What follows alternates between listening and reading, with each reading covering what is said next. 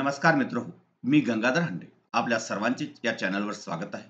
तर मित्रो, आज आपण या व्हिडिओ अंतर्गत 10वी बोर्ड परीक्षा इतिहास व राज्यशास्त्र या विषयाच्या प्रश्नपत्रिकेतील प्रश्न दुसरा अ, जो की दिलेली संकल्पना चित्र पूर्ण करा, जो प्रश्न 4 गुणांचा आहे. या प्रश्नातील काही निवडक प्रश्न जे की परीक्षेमध्ये वारंवार विचारले जाऊ शकतात, त्यावर आधारित आपण हा व्हिडिओ बनवणार आहोत. त्याचबरोबर पुढील काळात आपण या इतिहास व राज्यशास्त्र या प्रश्नपत्रिकेतील सर्व प्रश्नावर जे प्रश्न वारंवार परीक्षेमध्ये विचारले जाऊ शकतात, त्यावर आधारित आपण व्हिडिओ बनवणार आहोत, ते पण आपण पाहावे. त्यामुळे आपण जर चॅनलला सबस्क्राईब केले नसेल तर नक्कीच सबस्क्राईब करा. तर प्रश्न दुसरा अ जो आहे तो म्हणजे दिलेल्या सूचनेनुसार कृती करा. कोणत्याही 2 कृती आपणास करावयाच्या आहेत. हा प्रश्न 4 गुणांचा असतो. या प्रश्न प्रकारात 4 वेगवेगळ्या प्रश्न प्रकारापैकी 3 कृती आपणास दिल्या जातात. त्यापैकी कोणत्याही 2 कृती आपणास सोडवणे आवश्यक आहे. तर पाहूया या 4 पैकी कोणत्या कृती आहेत. त्यामध्ये पहिली आहे संकल्पना चित्र पूर्ण करा. या प्रकारात विषय देऊन आकृती दिली जाईल. उत्तर पत्रिकेत तशीच आकृती काढून उत्तर आपणास लिहावयाचे आहे. त्यानंतर दुसरं आहे दिलेल्या विषयावर संकल्पना चित्र तयार करा. या प्रकारात फक्त विषय दिले जातील आणि त्या विषयाप्रमाणे आपणास आकृती काढून संकल्पना चित्र आपणास पूर्ण करावयाचे आहे. त्यानंतर कालरेषा तयार करा. या प्रकारात कालरेषा काढून त्यावर दिलेल्या घटना आपणास दाखवायच्या आहेत किंवा दिलेल्या कालरेषावर चौकटीत घटना व सण लिहायचे आहे. त्यानंतर चौथा जो घटक आहे तो म्हणजे ओघ तक्ता तयार करा. तर या प्रकारात दिलेल्या घटकावर किंवा विषयावर आपणास ओघ तक्ता तयार करावयाचा आहे. तर काही निवडक प्रश्न आपण पाहणार आहोत. त्यामध्ये पहिला जो आहे तो म्हणजे इतिहास संशोधनास सहाय्यभूत ज्ञानशाखा.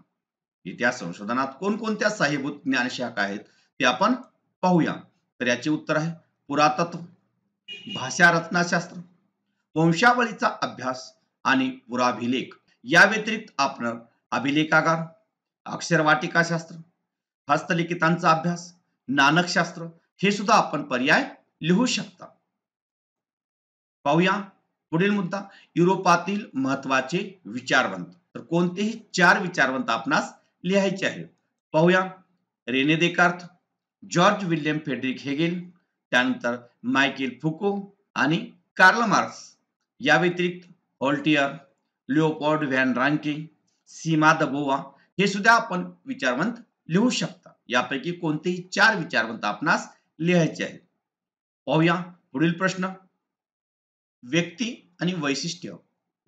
तर होल्टियर, त्यानंतर स्त्रीवादी इतिहासांची सुरुवात हे वैशिष्ट्य कोणाचे आहे. त्यानंतर पुढील व्यक्ती आहेत मायकेल फुको, यांची वैशिष्ट्य काय आहे आणि वर्ग संघर्षाचा सिद्धांत हे वैशिष्ट्य कोण्या व्यक्तीचे आहे आपणास लिहायचे आहे. तर याचे उत्तर असे आहे होल्टियर आधुनिक इतिहास लेखनाचा जनक. त्यानंतर स्त्रीवादी इतिहासाची सुरुवात हे जे वैशिष्ट्य आहे हे वैशिष्ट्य सीमा द बोवा या व्यक्तींचे आहे. त्यानंतर मायकेल फुको ज्ञानाचे पुरातत्व आणि वर्ग संघर्षाचा सिद्धांत हे वैशिष्ट्य कार्ल मार्क्स या व्यक्तींचे आहे. पाहूया पुढील घटक स्वातंत्र्योत्तर काळातील भारतीय इतिहास लेखनाचे पैलू. तर याचे उत्तर आहे मार्क्सवादी इतिहास, त्यानंतर वंचिताचा इतिहास आणि स्त्रीवादी इतिहास. त्यानंतर पुढे आपणास हा तक्ता पूर्ण करावयाचे आहे. या ठिकाणी स्त्रीवादी लेखिका आणि स्त्रीवादी लेखन दिलेले आहे ते आपणास पूर्ण करावयाचे आहे. तर ताराबाई शिंदे यांचे लेखन जे आहे ते लेखन म्हणजे स्त्री पुरुष तुलना. त्यानंतर Pandita Ramabai the high caste Hindu woman. त्यानंतर Meera Kosambi crossing thresholds, feminist essays in social history आणि doctor Sharmila Rege writing caste, writing gender, reading Dalit women's testimonies. त्यानंतर भारतातील राष्ट्रवादी इतिहासकार. तर याचे उत्तर आपणास असे लिहायचे विष्णू शास्त्री चिपळूणकर, विनायक दामोदर सावरकर म्हणजे स्वातंत्र्यवीर सावरकर, राजेंद्रलाल मिश्र आणि राधाकुमुद मुखर्जी. या व्यतिरिक्त आपण विका राजवाडे, महादेव गोविंद रानडे, रामकृष्ण गोपाळ भांडारकर, रमेशचंद्र मुजुमदार, काशी प्रसाद जयस्वाल, वासुदेव विष्णू मिरासी, भगवानलाल इंद्रजी आणि अनंत सदाशिव आळतेकर हे सुद्धा आपण इतिहासकार लिहू शकता. या सर्व इतिहासकारापैकी कोणतेही 4 इतिहासकार आपणास लिहायचे आहेत. पाहूया पुढील घटक. पुढील संकल्पना चित्र जे आहे ते पूर्ण करावायचे आहे. सांस्कृतिक वारसा, त्यामध्ये मूर्त आणि अमूर्त. तर याचे उत्तर, मूर्त मध्ये प्राचीन स्थळे, वस्तू, वास्तू आणि शिल्पे.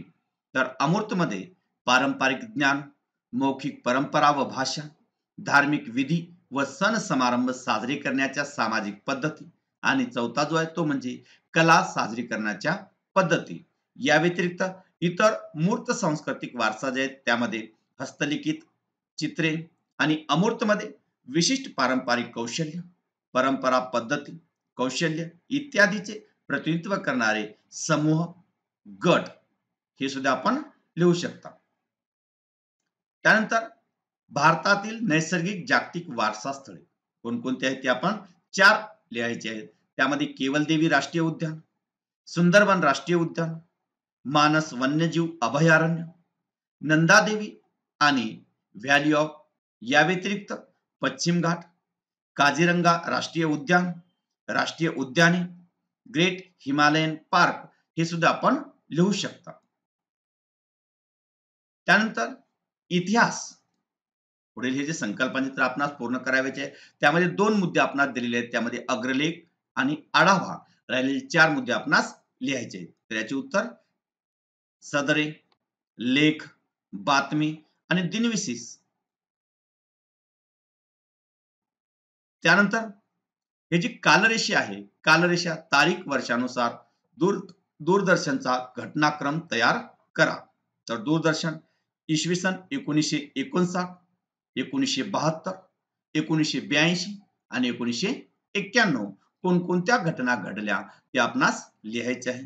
तर याचे उत्तर, इसवी सन 1959 दिल्ली दूरदर्शन केंद्राचे उद्घाटन झाले. इसवी सन 1972 महाराष्ट्रात मुंबई केंद्राचे कार्यक्रम सुरू झाले. 1982 रंगीत दूरदर्शनचे भारतात आगमन झाले आणि 1991 परदेशी व देशी खाजगी वाहिन्यांना केबल तंत्राच्या माध्यमातून कार्यक्रम प्रसारित करण्याची परवानगी दिली गेली. अशा प्रकारे हा कालतक्ता आपणास पूर्ण करावायचा आहे, कालरेषा आपणास पूर्ण करावायची आहे.